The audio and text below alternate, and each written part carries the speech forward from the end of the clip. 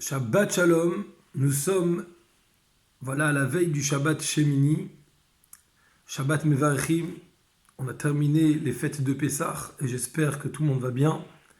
Le Shabbat Mevarchim, le Shabbat qui va bénir le mois de Iyar, puisque cette semaine ce sera Rosh Chodesh, plus exactement vendredi et Shabbat prochain c'est Rosh Chodesh. Et c'est Rosh Chodesh Iyar, Aleph, Yud, Yud, Resh qui forment le mot Iyar, sont les initiales de Ani Hashem Rofecha, je suis Hashem, ton guérisseur. Et donc, on va penser à tous ceux qui sont malades. On va demander à Kadosh Baruch Hu qu'il guérisse immédiatement et surtout la guérison générale dans le monde avec la venue du Mashiach.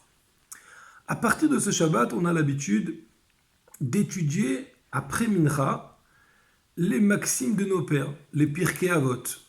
Ce sont des Mishnayot qui sont un peu différentes des Mishnayot habituelles classiques.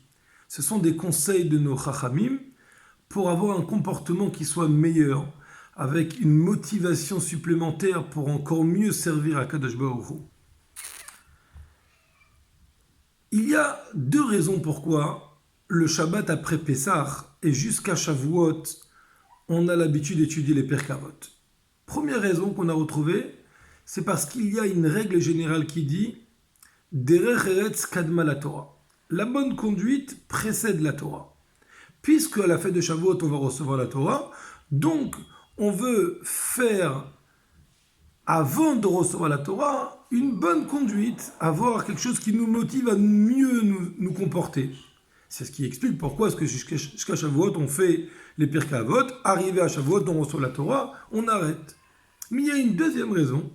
C'est parce que quand on arrive à l'été, le soleil sort et le Yetzer Hara attaque. Comme la Gemara elle dit, Chamra betkifat Tammuz krirale. Un âne, pendant le moment de Tammuz, pendant le moment où il fait chaud, alors lui il a froid, il jette de la froideur. L'âne représente sur la matérialité, comme le chamo, qui veut dire un âne, qui est aussi la même étymologie que le mot chomer, qui veut dire la matière. La matière, elle jette de la froideur lorsque le soleil sort et que ça arrive au moment d'été, on a moins envie d'étudier la Torah, on est moins motivé à respecter rigoureusement les mitzvot, etc. Alors les Chachamim nous ont dit, dans ces cas-là, on va faire les Pirkei Avot jusqu'à Rosh Hashanah. Tant que c'est l'été, on va continuer à se motiver à faire bien comme il faut les Pirkei Avot et on va aller faire plus que ce que la loi stricte elle nous demande. On va faire du zèle dans les mitzvot. À la demande du Rabbi, qu'à chaque fois qu'on étudie les Pirkei Avot, on prenne au moins une Mishnah pour l'étudier comme il se doit. Alors, il y a beaucoup à dire, chaque Mishnah elle est très riche en enseignements, mais on va s'arrêter sur une Mishnah, et c'est la Mishnah Tetvav di Pirkei Avot. Et je vais commencer à la lire. Shammai Omer, Shammai nous dit Assez Torah Trakeva, fais de ta Torah quelque chose de fixe. Et mor meat va assez arbe. Parle peu et fais-en plus. Fais-en beaucoup. Ve'eve mekabel et kol adam et sefa panim yafot. Et accepte tout à chacun avec un visage souriant. Donc Shammai nous donne trois enseignements. Premièrement, de fixer des temps dans la Torah. Ça veut dire qu'il faut que la Torah soit quelque chose de fixe. Pas quelque chose d'aléatoire, c'est pas quand j'ai le temps, j'étudie. C'est la Torah, c'est fixe chez moi. Deuxièmement, parle peu et fais beaucoup. Et troisièmement, accepte tout à chacun avec un visage souriant. Et ce qui est étonnant dans notre Mishnah, c'est que Shammai a l'air de dire des choses ici qui sont de la halakha, qui sont de la loi juive. C'est écrit dans la Torah. Assez Torah trakeva, fais de ta Torah un moment fixe. La Torah, elle nous dit qu'on a une mitzvah d'étudier la Torah yomam valayla, le jour et la nuit. Ve'agitabo yomam valayla. On va s'approfondir en elle, jour et nuit. On a une mitzvah le jour et la nuit d'étudier la Torah. Donc, assez Torah trakeva, c'est une halakha, c'est pas quelque chose de plus, c'est pas quelque chose de zèle dans les mitzvot. Or, pourtant, les Pirkei Avot, on les appelle milé d'Ersiduta, ce sont des mots de chassidut, des mots qui appartiennent au chassid, qui va faire plus que la halakha. Mais ça, c'est de la halakha. Deuxièmement, on dit Emor meat va assez arbe. Parle peu et fais beaucoup. Ça veut dire comme si ne parle pas plus que ce que tu es capable de faire. Ça aussi, c'est une halakha. La Torah, elle dit, lo yachel devaro. On n'a pas le droit de profaner sa parole. Si quelqu'un s'est engagé à faire quelque chose, il faut qu'il le fasse. C'est une halakha, c'est une mitzvah de la Torah.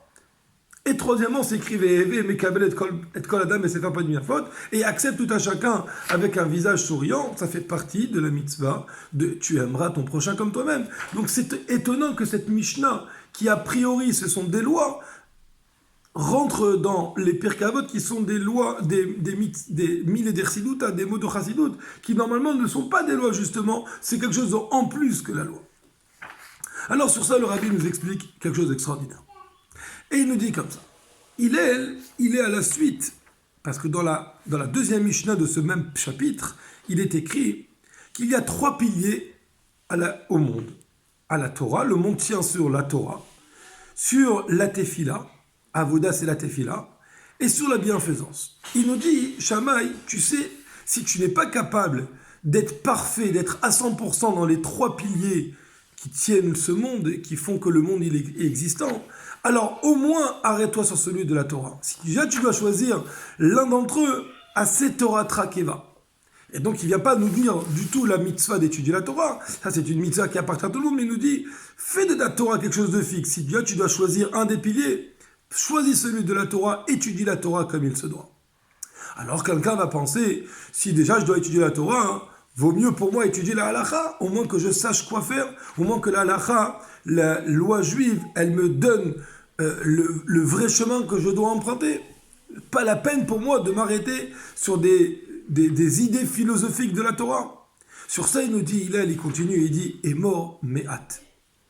Que ta parole, la parole qui t'emmène vers la halakha, elle soit peu. Pas la peine de mettre toute son énergie dans la halakha. Bien sûr, il faut connaître la halakha, mais en même temps, prendre du temps pour étudier la Torah, même avec des connaissances de la Torah, sans forcément qu'il t'emmène à la halakha. Attention, ce qui ne veut pas dire que tu dois négliger la halakha. Va assez arbé. Tout de suite, il nous dit, Shammai, fais-en beaucoup.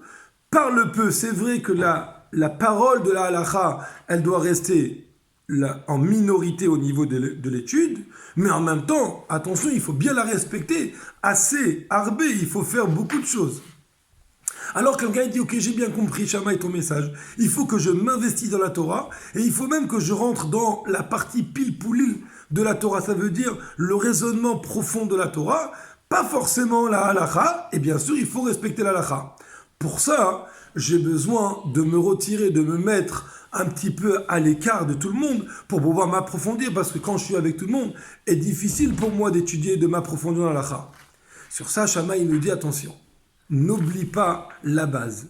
Ve'eve mekabel et kol adam besefer pas de faute. Accepte tout à chacun, reçois tout à chacun avec un visage souriant. Ne néglige pas les gens parce que toi, tu dois t'approfondir la Torah. Et la relation sociale, aussi comme il se doit, il faut qu'elle soit aussi agréable et souriante avec tout le monde. Et c'est comme ça que tu vas réussir à t'approfondir toi-même dans ta Torah.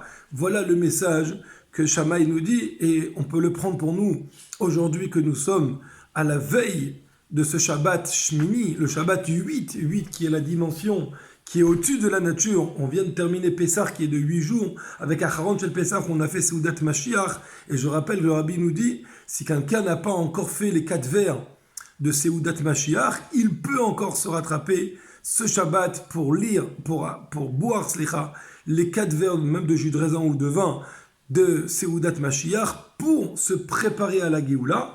Et donc ça c'est la dimension du 8.